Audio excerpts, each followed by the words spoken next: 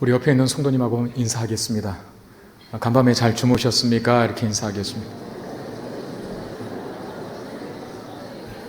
성의 있게 좀 하세요. 성의 있게 좀. 뭐 다 아는 사이라고 제가 왜 간밤에 잘 주무셨느냐고 인사를 시작했냐면, 자는 동안에 우리 몸 안에서 일어나는 8가지 현상이 있다고 합니다.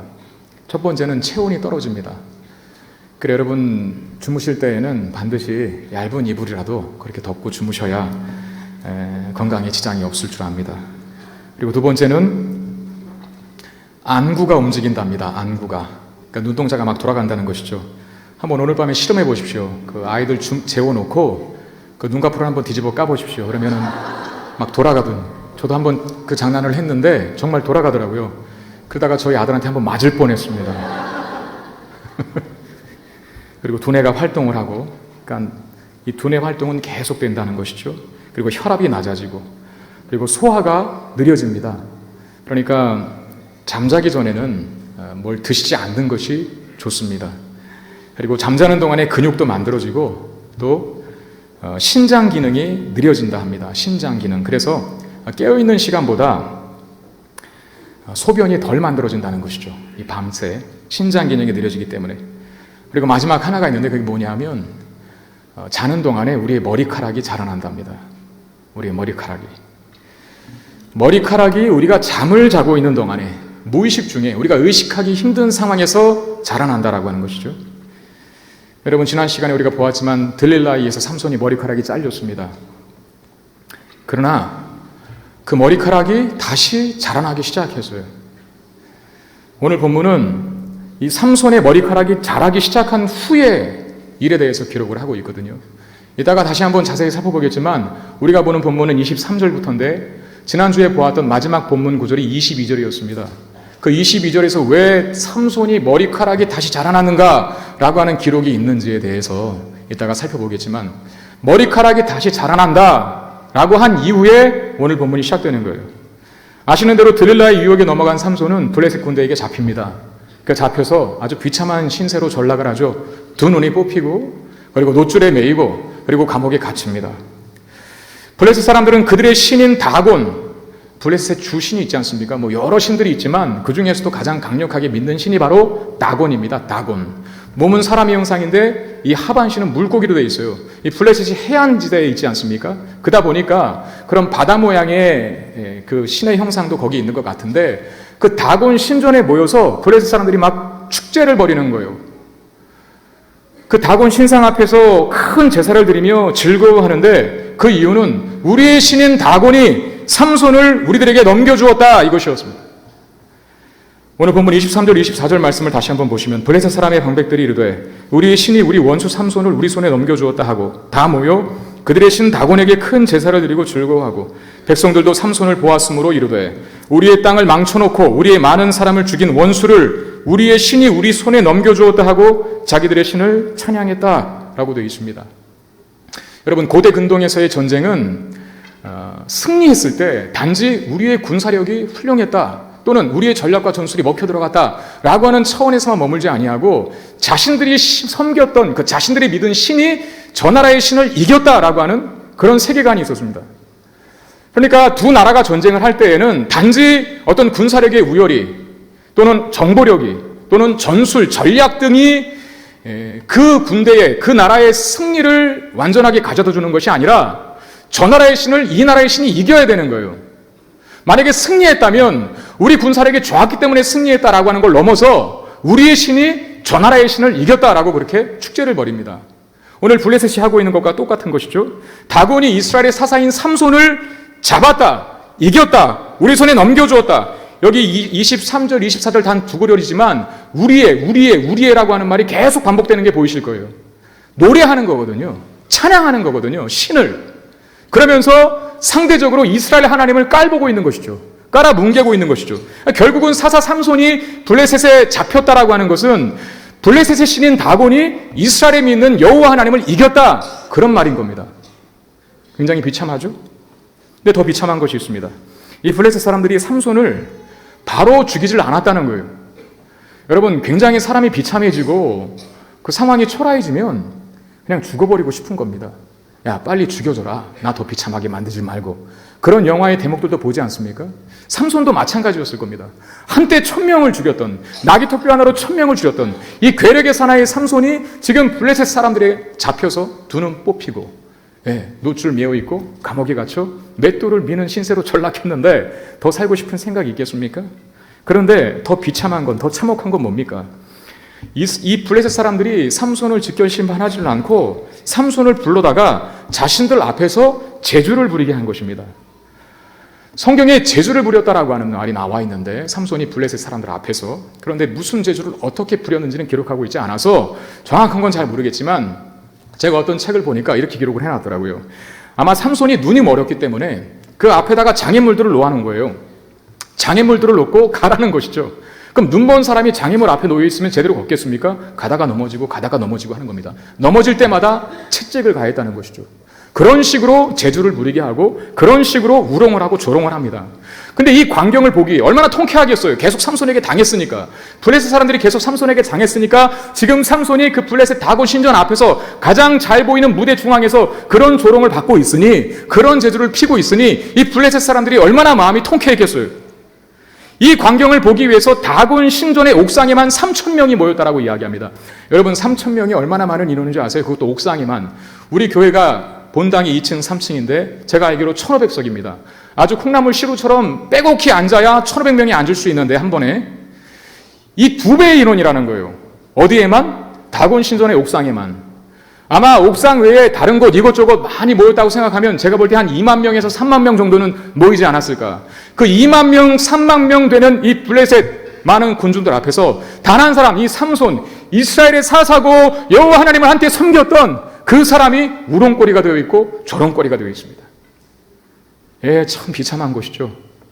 하나님의 영광을 드러내야 할 삼손이, 사사가 세상의 조롱거리로 전락해 있습니다. 여러분, 우리가 여기까지만 보면 삼손은 누가 뭐래도 분명히 실패한 사사입니다. 사사는 왜 사사입니까? 하나님 왜 사사로 부르신 것이죠? 이스라엘 백성을 이방의 압제로부터 구원하라고. 하나님의 말씀으로 이스라엘 법을, 이스라엘 땅을 치리하라고. 그게 사사의 역할입니다. 그런데 지금 삼손은 블레셋의 손에서 이스라엘 백성들을 구원하지 못했을 뿐만 아니라 도리어 잡혀서 우롱을 당하고 있고 두 눈 뽑히고 결박되어 있으며 제주를 부리고 있는 모습을 보이고 있기 때문이죠. 여러분, 아시는 대로 삼손은 그냥 태어난 사람이 아닙니다. 물론 그냥 태어나는 사람은 없습니다만 이 세상에 하나님의 뜻과 섭리 가운데 이 땅에 보내지는 것이죠. 그러나 삼손은 더욱더 특별한 그 수태고지가 있었지 않습니까? 불임 부부였던 그 아버지, 엄마에게 천사가 나타나서 하나님의 약속을 그에게 주지 않습니까? 그러니까 삼손은 하나님의 약속 속에 태어난 자입니다. 하나님께서 삼손을 통해서 이루시고자 하시는 그 계획, 그 목적, 그 뜻이 있었다는 거예요. 그게 뭐냐면 삼손 이야기를 처음 다루고 있는 사사기 13장에 이렇게 되어 있습니다. 사사기 13장 5절 말씀. 보라, 네가 임신하여 아들을 낳으리니 그의 머리 위에 삭도를 내지 말라. 이 아이는 태에서 나옴으로부터 하나님께 바쳐진 나실인이 됨이라. 그가 블레셋 사람의 손에서 이스라엘을 구원하기 시작할 것이라. 이 마지막 문장이 중요해요. 그가, 즉 삼손이 블레셋 사람의 손에서 이스라엘을 구원하기 시작할 것이라. 이 약속 속에, 이 말씀 속에 삼손이 태어났단 말입니다. 하나님께서 삼손에게 갖추신 목적은 블레셋의 압제로부터 이스라엘을 구원하는 거였어요. 그 약속을 받고 삼손이 태어났는데, 그러나 오늘 삼손의 가장 마지막 이야기를 담고 있는, 다음 주부터는 삼손 이야기 없거든요. 삼손 이야기는 여기가 끝이에요. 더 이상 안 나옵니다. 근데 이 삼손의 결론부는 하나님께서 주셨던 이 약속, 그가 블레셋의 손에서 이스라엘 백성들을 구원하기 시작할 것이다 라고 하는 이 약속의 말씀이 성취될 것 같이 보이지 않습니다. 그렇지 않습니까? 지고 있으니까요. 당하고 있으니까요. 약속과는 전혀 반대로 가고 있기 때문에 그렇습니다. 우린 이런 신학적인 질문을 하게 되죠. 삼손은 분명히 실패한 사사가 맞는데, 그러면 삼손에게 가지고 있던 하나님의 말씀, 그 약속도 취소되고 그 약속도 실패되는가? 하나님도 실패하시는가? 삼손을 통해서 가지고 계신 계획이 삼손 때문에 수포로 돌아갔는데, 그러면 하나님도 실패하신 것 아닌가 하는 질문을 하게 된다는 것이죠. 여러분, 하나님은 실패하십니까? 실패하지 않으십니까? 하나님은 실패하지 않으십니다. 이 사건의 결론을 보십시오. 사사기 16장 29절 30절입니다. 삼손이 집을 버틴 두 기둥 가운데 하나는 왼손으로 하나는 오른손으로 껴 의지하고 삼손이 이르되 블레셋 사람과 함께 죽기를 원하노라 하고 힘을 다하여 몸을 굽히매 그 집이 곧 무너져 그 안에 있는 모든 방백들과 온 백성에게 덮이니 삼손이 죽일 때에 죽인 자가 살았을 때에 죽인 자보다 더욱 많았더라 라고 합니다. 삼손이 죽을 때에 죽인 자가 살았을 때 죽인 자보다 훨씬 더 많았다라고 그렇게 말하는데 아마 삼손이 몇 명을 죽였을까요? 우리가 이전에 삼손의 일탈들을 보았지만 그 일탈 속에서도 여호와의 영이 임하시자 그는 많은 블레셋 사람들을 죽였어요. 어쩌면 영적인 관점에서는 성령이 임하셨으니까 그 일을 삼손이 개판치고 살아가는 그 인생 속에서도 삼손을 통해서 하나님께서 블레셋 사람들을 물리치는 모습을 보였단 말입니다. 여러 가지 사건을 통해서 보여줬었죠. 그런데 그렇게 그가 살아서 죽인 블레셋 사람보다 물리친 블레셋 사람보다 이 죽는 순간에 물리쳤던 블레셋 사람이 훨씬 더 많았다라고 성경이 기록합니다. 이 결론적인 모습을 봤을 때는 삼손이 패했다, 실패한 사사라고 말할 수는 없습니다. 삼손에게 하나님께서 마지막 힘을 주시어서 그로 하여금 다곤을 찬양하며 여호와 하나님을 조롱했던 자들에게 패배를 안기셨다는 거예요. 아까 옥상에만 3,000명 모였다 그랬어요. 야, 우리의 신 다곤이 삼손을 잡아 우리에게 넘겼다. 그러므로 우리의 신이 이스라엘 신 여호와를 이긴 것이다 라고 찬양했던 아까 23절 24절에서 보았지 않습니까? 그들의 입을 다물게 만들었다는 거예요. 하나님께서 마지막 결론부는 그 다곤 신전에서 삼손을 조롱하고 하나님을 우롱했던 모든 세력들이 성전의 기둥들 그 돌덩어리들과 함께 무너져 죽게 됩니다. 하나님 그들에게 패배를 안기신 것이죠. 오늘 이 삼손의 마지막 이야기가 우리에게 전달하는 메시지는 뭘까요? 하나님은 그 누구에도 패하지 아니하시며 약속하신 바를 반드시 성취하시는 분이시라는 사실입니다. 이게 오늘 본문이 우리에게 주는 교훈이에요. 메시지고요. 패배할 줄 알았는데 더 이상 어떤 희망도 어떤 생명도 어떤 승리도 기대할 수 없었는데 역전의 하나님, 반전의 하나님, 무너졌던 것을 다시 일으키시고 죽은 자를 다시 살리시는 하나님의 능력의 역사가 마지막 삼손에게 임하시사 자신들이 승리했다라고 외치는 이 다곤 신전에 모인 블레셋의 수많은 군중들을 단 한 번에, 단 한순간에 물리쳐 버리는 모습을 보여주십니다. 우리는 엘리야 선지자를 잘 알고 있습니다. 엘리야 선지자. 저는 영적 거장 또는 영적 거성 이런 말들을 들으면 가장 제일 먼저 떠오르는 사람이 바로 이 엘리야예요. 제가 언젠가도 그렇게 말씀드렸지만 저는 저 자신을 위해서 기도할 때 하나님 저에게 말씀의 능력을 주십시오. 또 능력 있는 기도의 사람이 되고 싶습니다 라고 하는 기도를 반드시 하거든요. 말씀의 능력을 위해서 기도할 때는 하나님 저를 통해서 선포되는 주의 말씀을 통해서 마른 뼈와 같은 자들이 군대로 바뀌는 역사가 있게 되기를 원합니다. 그렇게 기도하고요. 하나님 저에게 권능 있는 기도의 사람이 되고 싶습니다 라고 기도할 때는 꼭 이 엘리야를 들어요. 하나님 엘리야가 기도할 때 하늘에서 불이 떨어졌습니다. 하나님 엘리야가 기도할 때 몇 년 동안의 가뭄이 단 한 번에 해결될 큰 은혜의 단비가 내렸습니다. 하나님 제게도 그런 기도의 능력과 기도의 은혜를 주십시오 라고 기도하는데 이 바로 엘리야가 그런 당시에 바알 신앙으로 충만해 있던 이스라엘 사회에 고군분투했던 여호와의 신앙, 이스라엘의 영적 부흥과 각성을 위해서 고군분투했던 사람. 여러분 모두가 다 열심히 믿으면 믿는 거 쉽습니다. 그러나 100명이 있는데 99명이 안 믿어요. 나 혼자 믿기 쉽습니까? 그렇지 않거든. 엘리야는 그 일을 했다는 것이죠. 열심히 하나님의 영광을 위해서 바알 신앙과 담대히 맞섰던 선지자, 그가 바로 엘리야입니다. 그의 후계자 엘리사가 이 엘리야가 얼마나 대단했던 사람인지 당신 안에 있는 성령의 역사가 내게 갑절이나 있게 해달라고 소원할 정도였습니다. 당신 안에 있는 그 여호와의 영의 역사가 나에게 갑절이나 있기를 원합니다. 그만큼 이 엘리야는 당대에 하나님의 영에 사로잡힌 선지자였다는 것입니다. 그러나 그런 엘리야였음에도 불구하고 아무리 노력하고 아무리 헌신해도 바뀌지 않은 답답한 현실 때문에 시험에 들기 시작합니다. 낙심하고 절망에 빠져서 모든 것을 다 체념한 채 사명의 자리에서 이탈해버립니다. 말이 이탈이지 도망친 거예요. 어쩌면 하나님에 대한 분노가 있지 않았을까요? 하나님 제가 이렇게 열심히 하는 것도 안 보입니까? 왜 하나님 저 안 도와주세요? 이길 줄 알았는데, 승리할 줄 알았는데 여전히 바알 신앙의 핵심적 포교자인 이 이세벨은 기세 등등 나를 죽이려 하고 있고, 아합 왕이 좀 옛날 그 신앙으로 다시 돌아왔으면 좋겠는데, 나라를 자꾸 바꿨으면 좋겠는데, 여전히 아합은 바뀔 기미가 보이지 않고, 이스라엘 백성 중 한 사람도 내 편이 되지 않고 있는 이 현실을 하나님 어떻게 내가 설명할 수 있겠습니까? 어떻게 이해할 수 있겠습니까? 라고 하면서 하나님 앞에 큰 불만을 가진 거예요. 그래서 도망친 겁니다. 자식이 부모에게 불만 있으면 집 나가는 것처럼 그냥 나가버린 겁니다. 나가서 어디까지 가냐? 광야로 가죠. 여러분, 성경에, 구약 성경에 특히 광야라고 하는 말이 나올 때에는 두 가지 의미가 담겨져 있어요. 하나는 하나님을 떠나 멀리 도망치는 영역입니다. 그리고 또 하나는 거기서 하나님과 독대하는 영역입니다. 엘리야가 꼭 그랬어요. 엘리야가 도망쳤습니다. 하나님을 피해서.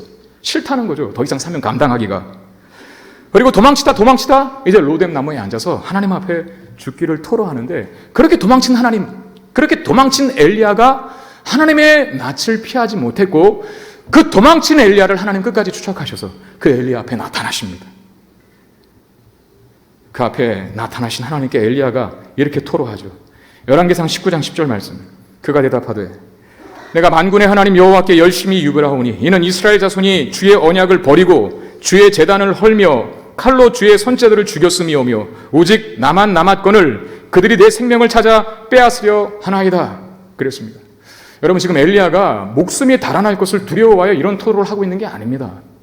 지금 엘리야는 사실 아합과도 맞짱 떴던 인물이에요. 당시의 왕이었던 아합 왕에게도 할 말을 담대하게 거침없이 했었던 사람이었다는 겁니다. 그가 목숨, 이세벨이 위협한다고 그게 두려워서 지금 이런 토로를 하고 있는 게 아니라 하나님께 불만인 것이죠. 하나님, 제가 이렇게 열심히 유별하여 이스라엘의 여호와 신앙을 회복하려고 고군분투하고 있는데 하나님 왜 저 안 도와주셔요? 우리 편은 지금 다 죽고 하나님 나만 남았습니다. 이렇게 이야기하는 것이죠. 엘리야의 토로의 핵심은 뭡니까? 하나님, 이제 다 끝났어요. 난 더 이상 힘쓸 기력이 없습니다. 패배가 분명해 보이니 이제 내 목숨을 거두어가 주시죠. 이런 엘리야에게 하나님께서 무엇을 말씀하십니까? 열왕기상 19장 18절에 보면 이렇게 말씀하십니다. 그러나 내가 이스라엘 가운데에 7,000명을 남기리니 다 바알에게 무릎을 꿇지 아니하고 다 바알에게 입맞추지 아니한 자니라. 자, 엘리야는 다 끝났다고 판단한 상황에서 하나님은 끝이 아니라 그렇게 말씀하시는 겁니다. 우리 개역 개정 성경에서는 내가 이스라엘 가운데 7,000명을 남기리니 라고 해서 그 남기리니라고 약간 미완료, 미래형처럼 보이는데 원어는 완료형으로 되어 있어요. 내가 이스라엘 가운데 7,000명을 남겨두었다입니다. 엘리야는 그걸 보지 못했죠. 보이지 않는 속에서, 잡히지 않는 속에서, 느끼지 못하는 속에서 하나님께서 당신의 뜻과 그 계획의 완성을 위해서 여전히 일하고 계시다는 사실을 엘리야는 보지 못했다는 것입니다. 다진 것 같은 상황에서, 패배가 뚜렷한 상황 속에서도 하나님은 승리를 위해서, 그의 영광을 위해서, 그의 선하신 목적을 위해서 열심히 일하고 계셨다는 사실을 내가 이스라엘 가운데 7,000명을 남겼다라고 하는 말씀 속에서 엘리야에게 선포하고 있는 것입니다. 여러분, 엘리야 선지자를 끝으로 이스라엘의 선지자의 활동이 중단됐습니까? 그렇지 않다는 걸 아시죠? 이 말씀을 듣고 정신을 차린 엘리야가 정신 번쩍 들었겠죠. 다시 자기 사명의 자리로 돌아갑니다. 그리고 엘리야 이후에 엘리사가 그 선지자의 바통을 이어가 잠자는 이스라엘 백성들을 다시 깨우기에 노력했고, 오늘날 하나님께서 말씀하셨던 것처럼 내가 바알에게 무릎 꿇지 아니하고 입 맞추지 아니한 7,000명을 남겨두었다. 북이스라엘이든지 남유다 왕국이든지 여전히 선지자들을 계속 보내시고 세우셔서 영적으로 깊이 잠들어 있고 영적으로 죽어버린 이스라엘 백성들을 향하여 그들을 깨우고 세우는 강력한 메시지들을 역사 속에 내내 선포하셨던 하나님의 일을 보게 된다는 것이죠. 하나님은 지지 않으신다는 겁니다. 하나님은 패하지 않으신다는 겁니다. 하나님은 죽음의 기운이 만연한 상황 속에서도 화려한 찬란한 생명의 꽃을, 그 생명의 능력을 펼치실 수 있는 분이라는 사실을 오늘 본문이 말해주고 있다는 것이죠. 저와 여러분들이 생각할 수 있는 패배의 가장 극명한 결과는 뭡니까? 죽음이죠. 죽음. 이런저런 변명을 다 대도 소용이 없습니다. 죽으면 그냥 지는 겁니다. 그러나 하나님은 죽음에서조차도 승리를 만들어내실 수 있는 분임을 보여주는 사건이 있습니다. 사도행전 7장에 기록된 스데반에 관한 사건이 그것입니다. 스데반이 복음을 전합니다. 그리고 잡힙니다. 공의 앞에 섭니다. 마지막 최후 변론하라. 스데반이 변론을 합니다. 그러나 자기 일신의 유익을 위해서, 일신의 안위를 위해서 그야말로 변론인 변론을 하지 아니하고 그 순간에 스데반은 복음을 증거하기 시작합니다. 복음을 증거하니 더 분노한 유대인들이 스데반을 향하여 돌을 던지기 시작합니다. 결국 스데반은 유대인들이 던진 돌에 맞아 죽게 됩니다. 여러분, 누가 이긴 것이고 누가 진 것입니까? 돌 던진 자가 이긴 것이고 돌에 맞아 죽은 자가 진 것입니다. 그러므로 스데반은 진 것입니다. 그러나 성경은 스데반이 졌다고 말하지 않습니다. 사도행전 1장 8절을 보면 예수님께서 하셨던 말씀이 있죠. 오직 성령이 너희에게 임하시면 너희가 권능을 받고 예루살렘과 온 유대와 사마리아와 땅끝까지 이르러 내 증인이 될 것이라. 십자가 죽으시고 부활하신 예수님께서 승천하시기 직전에 하신 말씀이에요. 교회 공동체 앞에, 제자들 앞에서. 성령이 임하시면 너희가 권능을 받고 예루살렘과 온 유대와 사마리아와 땅끝까지 이르러 내 증인이 될 것이라. 여러분, 이 말씀 속에서 어떤 느낌이 드십니까? 복음이, 예수님께서 지금 하신 이 말씀에 그 복음이 점점점 이 부채꼴 모양으로 확장되어가는 모습이 연상되지 않습니까? 예루살렘과 온 유대와 사마리아와 땅끝까지 이르러 내 증인이 될 것이라. 하나님 나라의 확장, 이 복음의 편만한 증거를 말합니다. 근데 이 복음의 편만한 증거가 누구를 통해 성취되는지 아십니까? 바로 이 스데반의 죽음을 통해서 시작되고 성취됩니다. 스데반의 죽음 이후로 교회는 유대인들에 의해 더욱 강력한 핍박에 거하게 되는데, 예루살렘에만 머물러 있던 초대교회 성도들이 이 유대인들의 강력한 핍박 때문에 하나둘 피하기 시작합니다. 도망가기 시작했다는 거예요. 여기저기로 도망가서 머무는 곳마다, 즉 사마리아 땅에도, 그리고 이방 땅에도, 안디옥 땅에도, 유럽 땅에도 가는 곳마다 복음을 전하게 됩니다. 이 사도행전 1장 8절의 말씀이 성취되는 곳이, 그래서 스데반 죽음을 이야기한 사도행전 7장 다음인 사도행전 8장 1절, 1장 8절을 거꾸로 하면 8장 1절 아닙니까? 거기서부터 성취되었다는 거예요. 망할 줄 알았는데, 교회가 문 닫을 줄 알았는데, 거센 핍박과 이 혼란의 소용돌이 때문에 교회는 그 역할을 감당하지 못할 줄 알았는데, 하나님은 스데반의 죽음을 통하여서 오히려 교회를 예수님께서 말씀하신 땅끝까지 이르러 내 증인이 되게 될 것이다 라고 하는 그 말씀의 성취의 사건으로 사용하셨다는 것입니다. 여러분, 오늘 삼손의 사건을 통해서 우리가 확인해야 하는 것이 바로 이겁니다. 우리는 삼손처럼 믿업지 못한 존재지만 하나님은 그런 우리를 통해서라도 하나님의 일을 성실히 행하신다는 사실을 여러분 기억할 수 있기를 바랍니다. 삼손은 그냥 태어나지 않았지 않습니까? 비장한 출생 배경을 가지고 있었습니다. 누가 수태고지 속에서 태어납니까? 그런 사람 많지 않잖아요. 성경에 기록된 사람들 중에도 몇 안 되는 중에 한 사람이 바로 삼손이었습니다. 그런 비장한 출생 배경을 가지고 있음에도 불구하고 삼손은 우리가 보았던 대로 계속해서 그 삶의 일탈을 일삼았어요. 부정한 것을 먹고 여인의 유혹에 넘어가서 여색에 빠지고 절대 발설하지 말아야 할 그 비밀까지도 다 폭로해버립니다. 결국 블레셋 사람들에게 잡혀 두 눈이 빠지고 두 손이 결박되어 옥에 갇히며 맷돌을 돌리는 이 비참한 모습으로 전락하게 되고 맙니다. 여러분, 그거 다 자초한 일이에요. 하나님이 그렇게 하라고 삼손을 사사로 부르시고 나신으로 세운 게 아닙니다. 원래 더 영광스러운 사명을 감당하고 그야말로 삼손의 이름처럼 태양의 자녀라고 하는 뜻이 있지 않습니까? 그 태양의 자녀처럼 이 시대적인 어두움을 한 줄기 빛으로 비추어내라, 소망이 되라, 하나님의 영광을 드러내라 라고 하는 사명을 부여받고 삼손이 태어났는데 그는 지금 이 지경에 처해 있다는 겁니다. 하나님이 그렇게 만드신 것이 아니라 그가 자초한 결과입니다. 오늘 이 모습을 통해서 아무런 희망이 없다는 사실을 보게 되는데, 그러나 하나님은 그런 삼손을 통해서도 일하시며 마침내 약속하신 것을 이루셨죠. 그 사사기 13장 5절에서 그가 이스라엘을 블레셋 사람의 손으로 구원하기 시작할 것이다 라고 하는 이 삼손을 향해 가지신 그 목적이 오늘 본문 이 결말에 마치 반전처럼, 역전처럼 삼손이 살았을 때 죽인 자보다 죽었을 때 죽인 자가 더 많았다라고 하는 말씀을 통해서 확인시켜주고, 그 사사기 13장 5절의 말씀이 오늘 본문에서 드디어 성취되었다는 사실을 가르쳐주고 있는 것입니다. 오늘 본문 바로 앞구절인 이 사사기 16장 22절에 보면, 우리가 본문 23절부터 보지 않았습니까? 그 22절에 보면 삼손의 머리카락이 다시 자라기 시작했다는 말씀이 있어요. 여러분, 머리카락이 다시 자라났다는 말을 왜 이 성경이 여기다 기록했을까요? 당연한 건데 머리카락이 자라나는 게 무슨 대수라고 거기 기록했습니까? 더욱이 이 머리카락이 자라났다라고 하는 이 기록의 시점이 어떤 상황인지 한번 보십시오.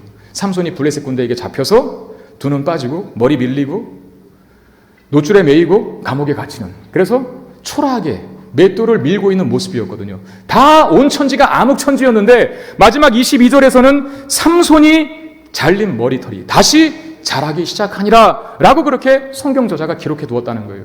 어떤 의도가 있다는 것입니다. 무엇을 가르쳐주기 위한 메시지라는 거예요. 뭘 가르쳐주기 위한 의도일까요? 저는 머리 자르는 것에 대한 약간의 그 두려움이 있습니다. 머리를 정확히 하면 머리카락이죠.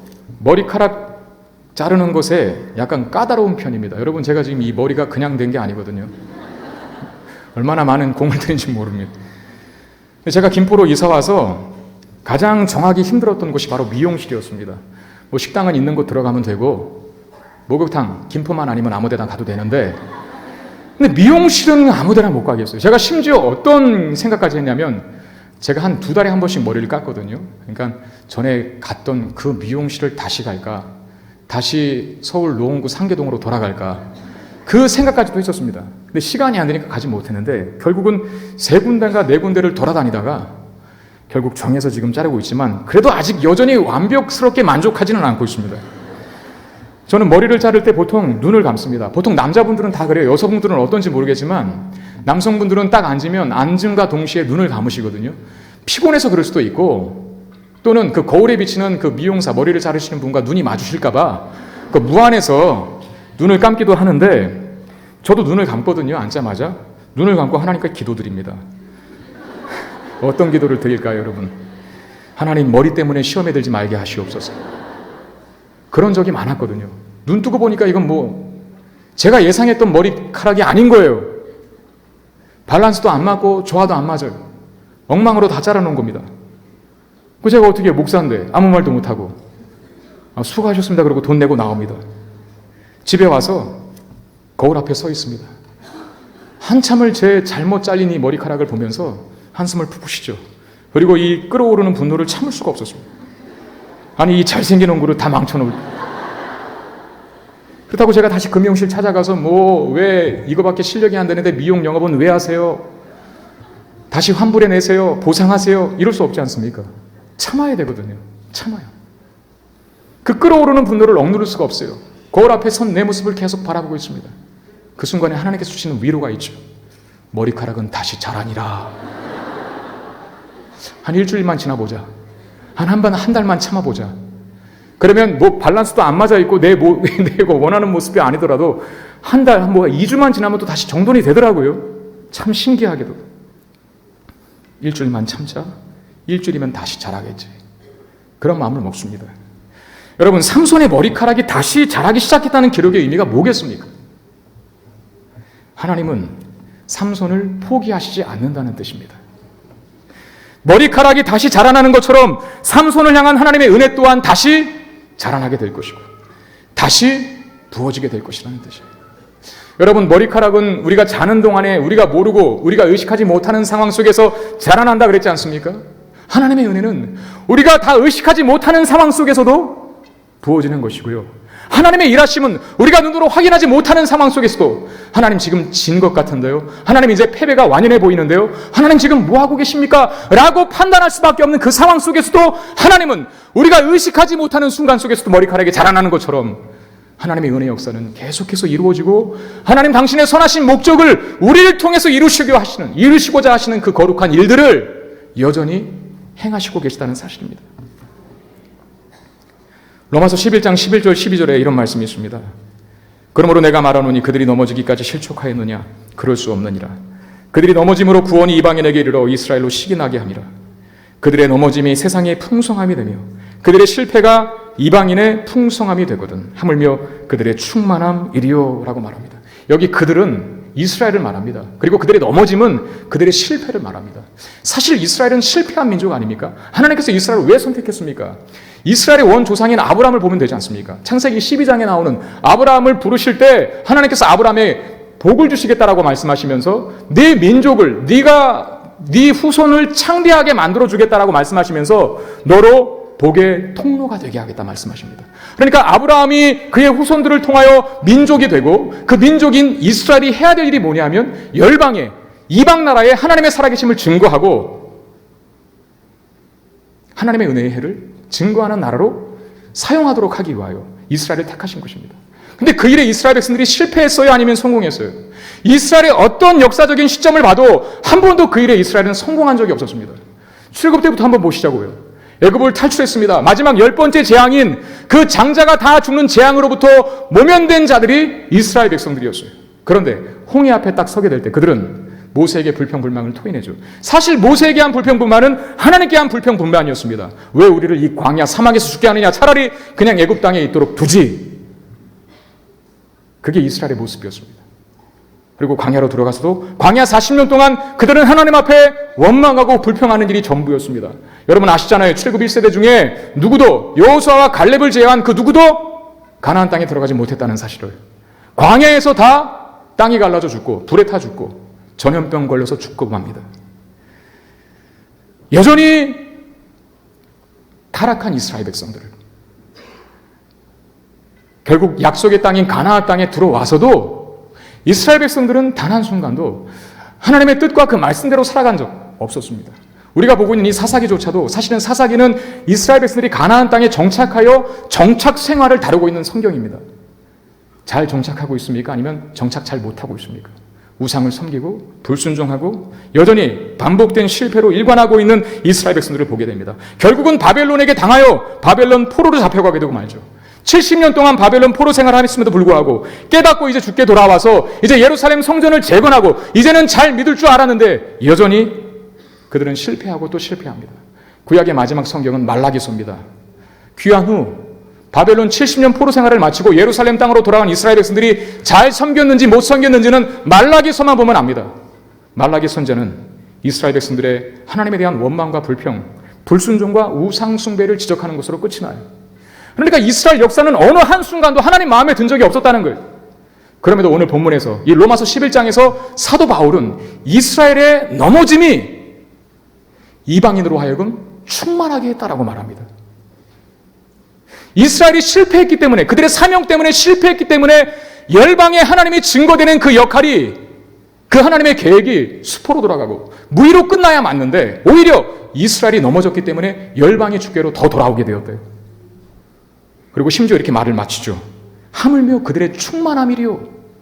이스라엘이 잘해서도 열방의 주께로 돌아오는 일을 하나님께서 하시지만 이스라엘이 못했다고 해서, 실패했다고 해서 하나님이 이스라엘 백성들을 향해서 가지신 그 목적 결코 취소되지 않는다 라는 말씀을 바울이 로마서 11장에서 하고 있는 것입니다. 저는 부러운 사람들이 있습니다. 세 부류의 사람인데요. 첫 번째는 착한 사람들입니다. 두 번째는 머리 좋은 사람이 부럽고요. 그리고 세 번째는 여러 가지 일을 한꺼번에 다 잘하는 사람. 보통 그런 사람들을 멀티플레이어라고 하죠. 이 세 부류의 사람들이 참 부러워요. 제가 부러워하는 이유는 뭐겠습니까? 그 세 기질이 저에게 없어요. 저는 착하지를 못합니다. 저는 성격이 좀 강한 편입니다. 사실 목회자는 여러분 착한 사람이 더 잘 어울립니까? 성격이 강한 사람이 더 잘 어울립니까? 목사는 누가 해야 돼요? 온유한 사람이 해야 됩니까? 성격이 급한 사람이 해야 됩니까? 예. 근데 저는 온유하지를 못해요. 착하지를 못해요. 만약에 천성이 착했다면 그냥 하나는 그냥 내 안에 두고 목회를 더 잘할 수 있었을 때 하는 생각입니다. 목회자는 참아야 하잖아요. 목회자는 인내해야 되잖아요. 목회자는 다 품어줄 수 있는 사람이 되어야 되잖아요. 그 마음이 넓고 온유한 사람이어야 하는데 저는 성격이 강하고 조금 거칠어서 늘상 하는 이야기지만 이 자막도 제대로 안 넘기면 막 방송실 뛰쳐들어가고 싶어요. 도대체 자막 넘기는 사람은 무슨 생각을 하고 있길래 왜 그런가? 도대체 뭐 하고 있는가? 저기 앉아서 별의별 상상을 다 해요. 여기 지금 수많은 청중들이 있지만, 우리 회중들이 있지만 정말 여기 100명이 모였다면 99명이 다 지금 예배를 잘 드리고 있는데 단 한 명이 졸고 있다면 저는 그 조는 단 한 명 때문에 제 설교를 못 하겠어요. 잠깐 중단하고 내려가서 꿀밤한테 때리고 일어나라고. 그리고 다시 올라와서 설교하고 싶을 정도로 그런 마음이 막 여기까지 차오를 때가 있습니다. 못 됐죠, 제가.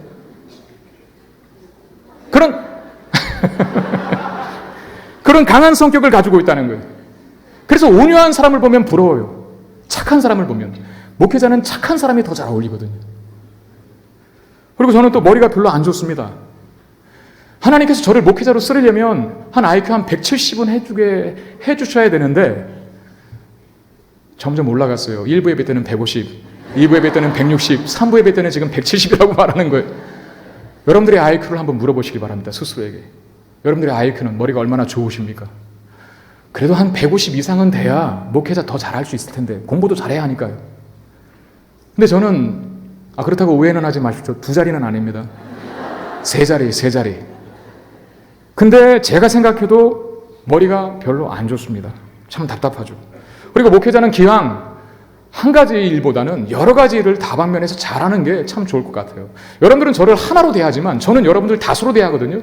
여러분들이 다 다양한 정황들, 다양한 삶의 형식들, 다양한 직장생활, 다양한 가족성 현실, 다양한 자녀 양육 문제들, 너무나 다양한 것들을 다 대하고 있기 때문에 저는 여러분들이 다양한 것만큼은 아니더라도 많은 부분에 있어서 제가 전문가가 되어서 여러분들의 고민들을 공감해주고 또 여러분들과 더 많은 소통을 하고 싶은데 저는 사실 여러 가지 일들을 잘 못해요. 그냥 한 가지 일에만 전념하는 체질입니다. 그래서 멀티플레이어의 기질을 가진 사람들 보면은 참 부러워요. 목사님들 중에도 그런 사람이 있지 않습니까? 아무튼 뭐든지 다 척척척 잘 해내는 사람들. 누가 그러더라고요. 어떤 목사님이 부목사들은 코끼리를 냉장고에 넣을 수 있어야 된다고. 코끼리 냉장고에 갖다 넣어 그러면 코끼리도 냉장고에 넣을 수 있는 사람이 부목사여야 된대요. 여러 면에 다 다방면으로 잘해야 된다는 뜻입니다. 저는 그것도 잘 안 돼요. 어쩌면 이게 저의 단점일 수 있죠. 강한 성격, 그리고 좋지 않은 머리, 그리고 여러 가지 일을 한꺼번에 잘 다 못하는, 목회는 행정도 많은데 그런 일들을 다 못하는 이런 저의 약점과 단점이 있을 수 있습니다. 그런데 놀라운 건 저에게는 약점일 수 있는 이런 점들을 하나님은 강점으로 바꾸어 사용하시더라는 겁니다. 저희 강하고 거친 성질을 하나님은 불의와 잘 타협하지 않도록 만드셨어요. 물론 제가 완벽하게 불의와 타협하지 않는다는 건 아닙니다. 저도 때로는 타협할 때 있거든요. 그러나 어지간하는 것은 허용 안 합니다. 누가 권유하고 누가 권면하고 누가 재촉해도 그것만큼은 타협하기 싫은 저만의 강한 성격 때문에 타협하지 않으려고 하는 그 굳은 의지가 있어요. 그렇게 쓰시더라고요. 그리고 좋지 않은 저의 머리 때문에 저는 더 많은 노력을 하는 사람이 되었습니다. 여러분, 머리 좋은 목사님이 좋습니까? 아니면 노력 많이 하는 목사님이 좋습니까? 여러분들이 저를 좋아하는 이유가 그것이에요. 저는 노력파거든요. 제가 정말 노력을 많이 해요. 실력이 안 되니까, 능력이 안 되니까 노력할 수밖에 없는 겁니다. 그런데 사람들은 머리 좋아서 잘난 체 하는 사람보다 그래도 노력하는 사람을 더 쳐주더라고요. 목사님이 노력 많이 하신다. 야, 우리 목사님 머리가 좋아. 이 말이 은혜스럽습니까? 야, 우리 목사님 노력 많이 하시는 목사님이야. 이 말이 더 듣기 좋습니까? 하나님 그렇게 바꾸시더라니까요. 저는 멀티플레이어는 못 되더라도 그래도 한우물은 제대로 파는 자가 되게 하셨습니다. 제가 이런 얘기도 들은 적이 있어요. 전 목사님은 목사가 아니면 하실 수 있는 일이 없는 분이라고. 제가 처음에 그 이야기를 듣고 한참을 생각했습니다. 이게 욕인가 칭찬인가 생각해 보니까 칭찬이더라고요. 여러분, 저 목사님은 목사 안 하셔도 굶어 죽지 않을 거야. 이 말이 좋은 말입니까? 아니면 저 목사님은 목사 안 하시면 아무것도 못 하실 거야.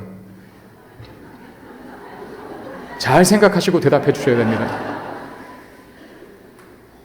저 목사님은 목사 안 하셔도 뭐 다른 거 잘하니까 그냥 다른 직장 가지시지. 목에 풀칠하지는 않을 텐데.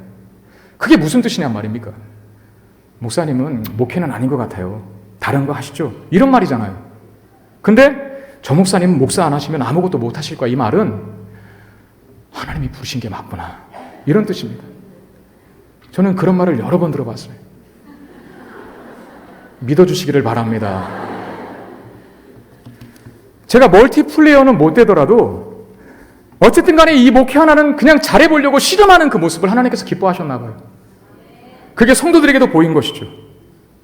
저에게 있을 수 있는 이 약점들, 안 좋은 머리, 강한 성격, 그리고 다양한 일을 한꺼번에 잘하지 못하는 이런 어쩌면 제가 볼 때에는 정말 쓸모없는 것 같고 단점일 수 있고 약점일 수 있는 저의 이 부분들을 하나님은 선용하셔서 결국 그 일을 통해서 목회의 성공을 이루어가도록 하실 것이고 승리를 주실 것이라는 말입니다. 그래서 로마서 11장은 이런 말씀으로 결론을 내리죠. 11장 29절에 하나님의 은사와 부르심에는 뭐가 없다고요? 후회하심이 없느니라. 여러분, 이 말씀이 삼손에게도 해당되는 겁니다. 하나님이 그를 부르셨어요. 무엇으로? 사사로, 그리고 나실인으로. 그는 결국 실패한 사자처럼 보였지만 결국 하나님은 그를 부르셨을 때 그에게 주신 약속들에 실패하지 않으시고 반드시 성취하신다라고 하는 걸 사도 바울은 로마서 11장 29절에 하나님의 은사와 부르심에는 결코 후회하심이 없느니라 라고 하는 말씀을 통해서 확증해 주고 있는 것입니다. 여러분, 죄인의 구원은 죄인의 손에 달린 것이 아닙니다. 그것은 전적으로 하나님의 은혜에 달린 것입니다. 우리 구원의 시작도, 우리 구원의 과정도, 우리 구원의 완성도 다 하나님의 결심과 의지에 달린 것입니다. 어느 한 영역이라도 우리의 손에 구원의 결과가 달려있다면 우리는 구원받지 못합니다. 우리는 구원받는 일에 실패하고 만다는 거예요. 왜? 우리는 다 삼손처럼 믿op지 못한 존재이기 때문이죠. 우리가 결심하고 우리가 노력하고 거룩하게 살아가려는 그 의지들, 그것이 가치 없다는 것이 아닙니다. 훌륭한 것이고 잘하는 것이며 그렇게 반드시 해야 돼요. 그러나 우리의 결심과 노력이 우리의 구원의 시작과 완성과 과정을 보장해 주는 건 아니라는 것입니다. 우리 스스로가 더 잘 알지 않습니까? 우리가 너무나 한계가 많다는, 우리가 너무나 연약한 자들이라는 사실, 우리가 너무나 부족한 자들이라는 사실을 우리 스스로 너무나 잘 알지 않습니까? 오늘 결심한 것도 내일 가면 잊어버리고 내일 결심한 것 그날에 다 지키지 못하는 우리의 모습 봅니다.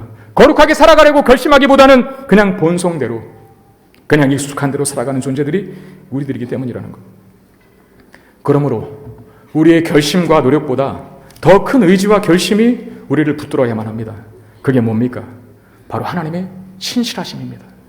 하나님의 변하지 않으심, 하나님의 믿음직스러우심, 그 하나님이 연약하고 불성실하며 자주 변하는 우리들을 붙들고 계셔야만 우리의 구원이 완성될 수 있고 우리의 인생이 성공할 수 있게 되는 것입니다.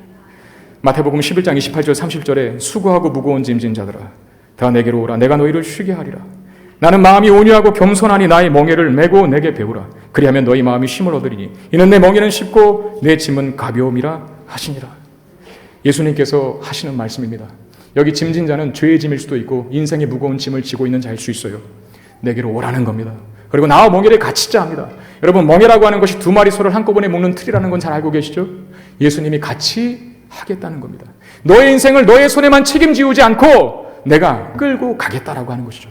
끌고 가서 반드시 구원의 완성에 이르도록, 너의 인생에 하나님의 선하신 목적이 반드시 성취되도록 내가 끌고 가주겠다라고 하는 약속의 말씀입니다.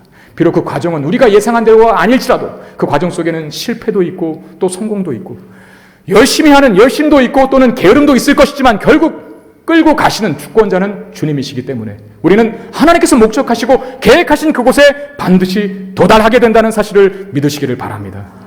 그러므로 우리는 실패의 자리에 머물 수 있는 존재가 아닙니다.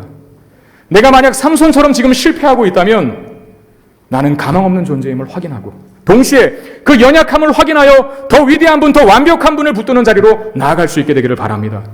망할 것 같은 상황에서도 블레셋의 신 다곤이 이겼다라고 외치는 이 절망의 상황 속에서도 위대한 하나님의 일을 기대할 수 있는 자리로 하나님 우리를 세우시고야 말 것입니다. 마태복음 12장에서 마태는 이사야 42장의 말씀을 인용하면서 우리 주님을 향해 이렇게 묘사합니다. 상한 갈대를 꺾지 않으시고 꺼져가는 등불을 끄지 아니하시는 주님. 여러분, 상한 갈대는 세상 같으면 꺾어버려요. 그리고 쳐다도 보지 않습니다. 꺼져가는 등불을 세상은 그냥 꺼지도록 내버려 둡니다. 그러나 하나님은 그렇게 하지 않는다는 것이죠. 상한 갈대를 꺾지 않으시고 꺼져가는 등불을 끄지 않으시며 오히려 상한 갈대를 강하게 만드시고 꺼져가는 등불을 다시 기름 부으셔서 활활활 타오르게 만드시는 분이 우리 하나님이십니다. 여러분, 삼손이 지금 꺼져가는 등불 아닙니까? 삼손이 지금 상한 갈대 아닙니까? 꺾여져 버려서 이제는 끝나버릴 인생이 있지 않습니까? 그런데 삼손이 마지막으로 하나님 앞에 부르짖습니다. 하나님, 이번만 나를 강하게 하사. 하나님, 이번만 나를 강하게 하사. 하나님은 삼손을 다시 강하게 하십니다. 그리고 패배할 수밖에 없었던, 사사로서의 역할에 실패할 수밖에 없었던 그 삼손을 다시 기름 부으시고 다시 세우시고 다시 여호와의 영으로 임하게 하셔서 삼손이 끝내 승리하는 인생으로 살아가도록 만들어 놓으십니다. 여러분, 삼손의 이름이 믿음의 전당에 있어요. 히브리서 11장이 믿음장 아닙니까? 그 명예의 전당에 이 삼손의 이름이 기록되어 있다는 걸 여러분 기억하셔야 됩니다. 그러면서 삼손을 이렇게 말합니다. 믿음으로 그는 연약한 가운데서도 강하게 되었다. 하나님은 그를 인정해 주셨습니다. 그로 가지신 목적을 성취하고야 마셨습니다. 상한 갈대와 꺼져가는 등불. 여러분, 이것이 삼손의 모습은 동시에 바로 저와 여러분들의 모습입니다. 우리가 약하다는 걸 인정하십시오. 우리가 상한 갈대와 같고 꺼져가는 등불과 같은 존재라는 것을 인정하고, 강하신 하나님이 나를 붙들지 아니하시면 난 아무것도 할 수 없는 존재입니다. 하나님, 이번만이 아니라 매 순간 내 평생에 나로 힘을 더하여 주시사, 주의 능력과 권능으로 덧입혀 주시사, 내가 이 땅을 살아가는 동안에 하나님께서 저에게 갖춘 선하신 목적을 이루시고 내 인생의 실패가 아니라 성공으로, 패배가 아니라 승리의 삶을 살 수 있도록 도와주십시오. 그렇게 하나님 앞에 부르짖는 자들을 하나님 사용하시어 결국 반전을 일으켜 주시고 역전을 일으키셔서 성공과 승리의 삶을 살게 하실 것입니다. 이 하나님께 붙들려 사는 저와 여러분 되시기를 주의 이름으로 축원드립니다. 기도하겠습니다.